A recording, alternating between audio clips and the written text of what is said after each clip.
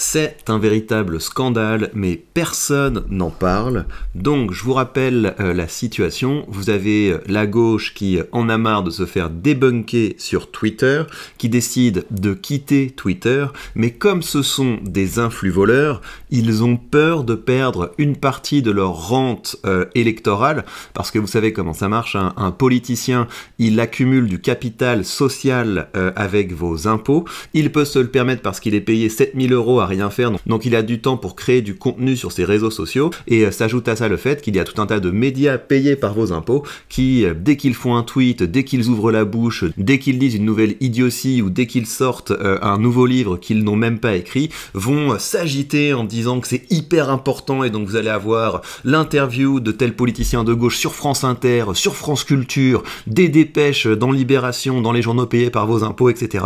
Et c'est ça, cette propagande payée par vos impôts, qui fait croire au peuple que ce sont des gens importants et qui font que le peuple continuera à voter pour eux, élection après élection, leur permettant d'accumuler des rentes d'argent public. Donc ils sont très soucieux de leur capital politique, de leur capital visuel, de leur capital marketing, et c'est pour ça que lorsqu'ils ont décidé de quitter X, ils n'ont pas juste quitté X en fait, ils ont créé une plateforme avec vos impôts pour s'assurer de pouvoir exporter leur communauté et importer leur communauté sur les nouveaux réseaux sociaux. C'est complètement fou cette affaire, donc je vous réexplique en une phrase pour que ce soit très clair. La gauche en a marre d'être confrontée au réel sur Twitter, elle décide donc de migrer sur d'autres plateformes, mais pour s'assurer de garder son capital de communication, son capital marketing, son capital politique, ils ont créé une plateforme avec vos impôts pour pouvoir extraire leur base de followers de Twitter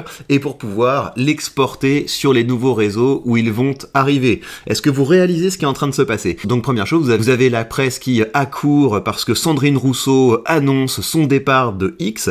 Donc ça, c'est un des volets de la stratégie. Le premier volet de la stratégie, c'est attention, je vais partir de X, n'oubliez pas de me suivre sur l'autre plateforme fondée par un milliardaire, mais un gentil milliardaire de gauche. Donc on en est là, hein. Ça, c'est une des manières dont ils essaient de garder leur base de followers, c'est en faisant un énorme battage médiatique pour s'assurer que les gens savent qu'ils partent et où on pourra les suivre.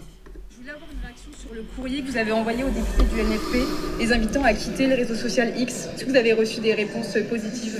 Oui, j'ai reçu des réponses positives, pas autant que je l'espérais, mais il y a une bonne dizaine de députés qui va quitter ce réseau. On va faire un communiqué de presse commun là-dessus. Et c'est important parce qu'il y a peu de moments comme ça où on peut influencer vraiment les marches démocratiques de plusieurs pays, de différents pays. Et si on arrivait massivement, nous les députés NFP, à quitter cette plateforme, je pense que ça créerait un précédent qui inviterait d'autres députés ailleurs dans le monde, dans d'autres pays, à le quitter aussi. Or là, c'est vraiment une urgence démocratique. C'est une urgence démocratique, mais qu'est-ce qui me font rire? Parce que vous réalisez que toute la presse payée par vos impôts tourne pour la gauche. Tous les médias payés par vos impôts tournent pour la gauche. Et c'est pas seulement les journaux, les télés, les radios, c'est également le théâtre, le cinéma, les expositions dans les musées, tout tourne pour la gauche. Et donc Twitter, c'est une base où c'est équilibré. Vous avez autant de contenu de gauche que de contenu de droite, mais ils ne le tolèrent pas. Ils ne supportent pas les divergences d'opinion, et surtout, ils ne supportent pas le réel. Quand une Sandrine Rousseau dit « il y a urgence démocratique », ça veut dire il faut absolument supprimer tout débat, il faut absolument supprimer tout ce qui n'est pas absolument d'extrême gauche. On le voit, les algorithmes influencent les résultats des élections. On l'a vu avec la Roumanie, par exemple, où l'élection présidentielle a été invalidée suite à cela. Les algorithmes influencent les résultats des élections. Donc c'est complètement fou en fait. Ils s'en fichaient quand Facebook tournait pour Biden, ils s'en fichaient quand Twitter a banni le compte de Donald Trump. Là ça va, ce sont de bons algorithmes. Et alors même que l'algorithme de Twitter est open source, c'est-à-dire que tout le monde peut le consulter, tout le monde peut voir comme il marche, ils produisent des fake news, donc ça c'est une véritable fake news. Dire que l'algorithme de Twitter est programmé pour influencer les élections, c'est faux. Ce qui se passe par contre, c'est que vous avez beaucoup de gens qui ne sont pas de gauche, et donc quand des gens qui ne sont pas de gauche sont sur une plateforme où des voix de droite peuvent s'exprimer, et ça donne des échos aux voix de droite, c'est normal. Vu que les idées de la droite sont meilleures, dès que vous mettez un espace avec une compétition qui est équilibrée, tout le monde se fiche de la gauche, et la gauche pleure.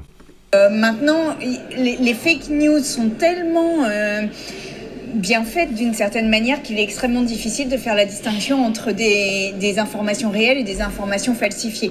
Donc le réseau social a une responsabilité là-dessus. Elon Musk non seulement ne prend pas cette responsabilité, mais fait une fierté de laisser tout et n'importe quoi se répandre sur ce réseau. Il est vraiment urgent que nous mettions un terme à cela.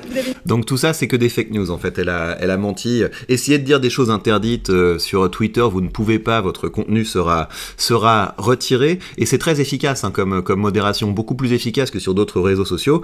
Par ailleurs, le gros avantage, c'est que quand une personne dit des mensonges, et donc par exemple dire l'algorithme de Twitter est manipulé, c'est un mensonge, et vous pouvez avoir une note explicative qui rétablit les faits. Et donc ça, la gauche ne le supporte pas. Ils ont besoin de pouvoir dérouler leurs mensonges, parce que rappelez-vous que le projet de la gauche, c'est un projet qui est contrefactuel et qui est anti-humain. Donc évidemment, quand vous laissez les idées de gauche dans un terrain où la compétition peut s'exprimer, ils sont marginalisés.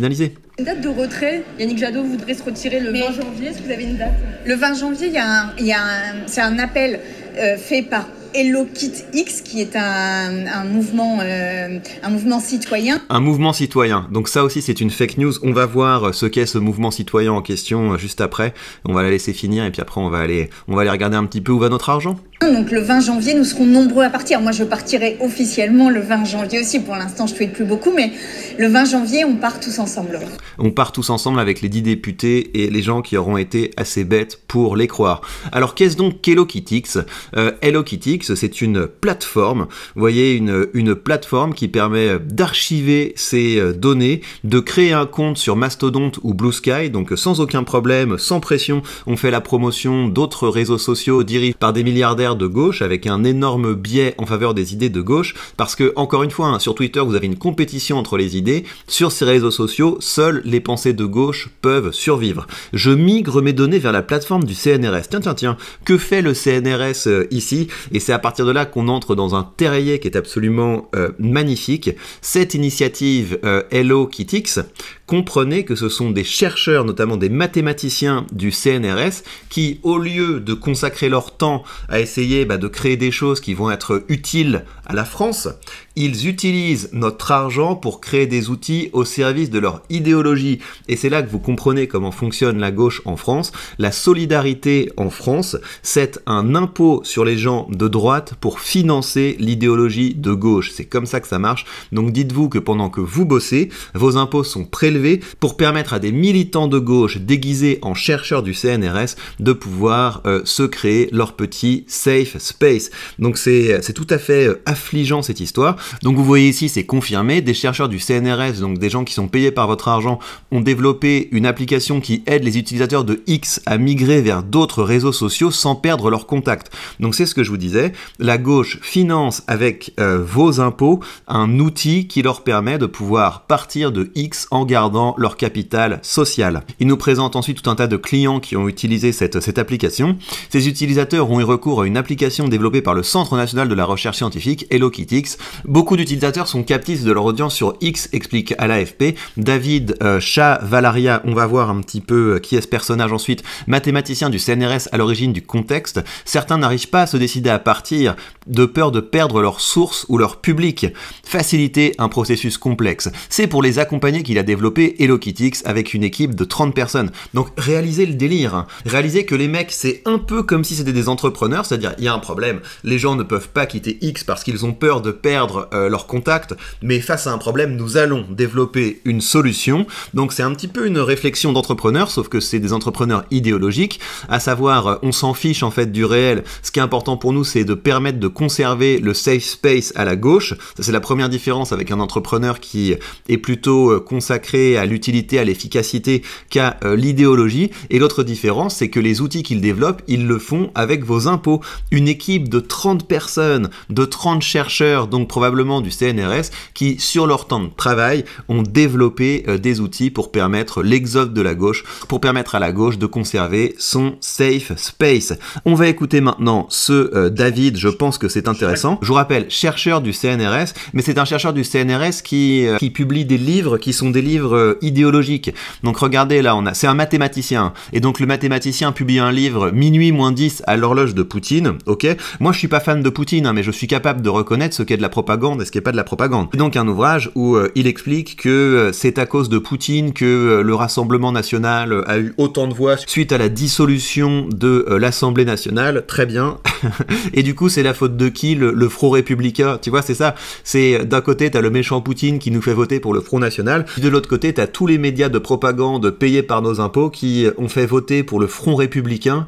Enfin c'est complètement fou cette histoire. Et donc que ces gens se disent chercheurs alors que ce qu'ils publient c'est de l'idéologie en fait, c'est de l'idéologie en boîte, je trouve que c'est hyper inquiétant. Donc mathématicien qui nous publie un livre minuit moins 10 à l'horloge de Poutine pour expliquer que si les gens votent Rassemblement national c'est à cause de Poutine. Donc vous voyez un petit peu le personnage. Et maintenant on va l'écouter sur ce sujet précis de Hello Kitix. On se base sur des faits et des faits scientifiques. Hein. On n'est pas en train de parler de dire la société va vers le toxique, etc. On fait de l'audit algorithmique, on montre que les plateformes sont biaisées. La question, c'est pas le niveau de toxicité de la société. La question, c'est que si vous avez une plateforme qui, à chaque fois que vous avez un niveau comme ça de toxicité, vous le remonte, il y a un problème. Hein, donc, basez-vous sur des articles scientifiques, s'il vous plaît. Regardez comment il définit la toxicité, la malinformation, la désinformation, la subtile nuance entre malinformation et désinformation. Excusez-moi, mais la malinformation qui remet en question les institutions, ce qui est un droit finalement tout à fait paqueté, un droit démocratique, et qui n'est pas possible aujourd'hui. Excusez-moi. Je fais de l'audit algorithmique. Vous faites des maths, je sais. Non, c'est pas des maths. Je fais de l'audit algorithmique. Je n'ai pas vu un seul article de vous qui parle de ça. Vous n'êtes pas du tout un expert de ça. Moi, je le fais. Il y a des collègues qui le font. Vous allez sur les pages Google Scholar, vous recherchez mon nom. Le code est sur GitHub. Vous voyez, non. Mais vous dites qu'il faut en partir parce que justement les algorithmes sont faussés. C'est ça votre conclusion. Les algorithmes sont faussés. L'algorithme de X n'est pas du tout open source comme beaucoup de gens le disent en ce moment, comme Facebook. C'est d'ailleurs public parce qu'il a été publié il y a 2 ans et pas mis à jour depuis. Et donc, il faut quitter. Il faut quitter X parce que c'est devenu une machine à manipuler l'opinion et on peut le prouver par plein d'articles, des articles scientifiques. C'est pas juste des trucs en l'air en disant c'est plus ou moins toxique, c'est des mesures. Donc, ce qu'il est en train de vous dire, c'est on a défini ce qu'était la toxicité. Donc, je pense qu'ils ont défini la toxicité comme critiquer les institutions. Par exemple, quand je fais un coup de gueule pour débunker une fake news médiatique, vous savez, il y avait cette affaire qui avait émergé, où j'en avais parlé sur cette chaîne, où des femmes avaient reçu de l'argent pour pouvoir apprendre à faire du vélo, et la presse était venue débunker l'histoire en disant non, mais c'était pas 2700 € par femme, c'était 2700 € en tout. Et en fait, ce qui est assez drôle, c'est que le debunk a été débunké et on s'est rendu compte que au cours de l'année 2024, c'est pas 2700, mais c'est 160 000 € qui a été claqué en 2024 par une seule CAF pour apprendre à des dames à faire du vélo et pour faire des balades à vélo.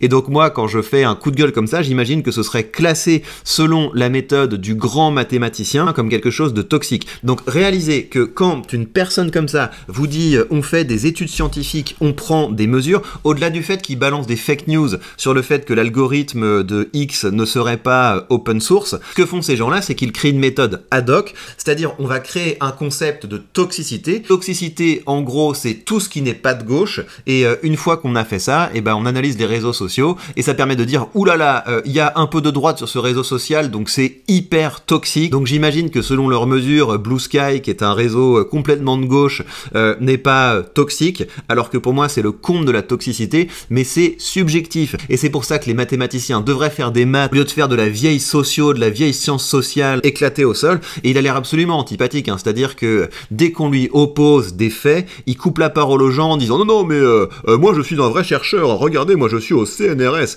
Et donc c'est complètement fou. Ces gens payés par nos impôts ont produit de la fausse science pour dire que X était toxique, et ensuite toujours avec nos impôts ils ont créé un outil pour permettre aux influx voleurs de gauche de pouvoir conserver leur audience en migrant de cette plateforme vers des plateformes de gauche. Donc je sais pas ce que vous en pensez. Est-ce que vous considérez que c'est le travail du CNRS de financer avec nos impôts ce genre d'ânerie? Est-ce que vous pensez que les chercheurs du CNRS sont censés travailler à faciliter l'exode des gens de gauche vers des plateformes de gauche? Moi, je ne pense pas. Je pense que c'est un énorme scandale et je suis scandalisé d'être être le seul à parler de ce genre de choses, ça nous dit le niveau de gauchisme ambiant du débat public. Donc dans cette vidéo, comme dans toutes mes vidéos, je vous invite à commencer à dire les termes. Rejoignez le canal Telegram avec le lien sous cette vidéo. Allez choper le document où je vous montre comment lancer un business autour de la création de contenu. On va avoir besoin de tout le monde pour essayer de faire évoluer l'opinion, parce que avec un tel niveau de gauchisme, de désinformation et le tout financé par nos impôts, la bataille culturelle est loin d'être gagnée, donc engagez-vous.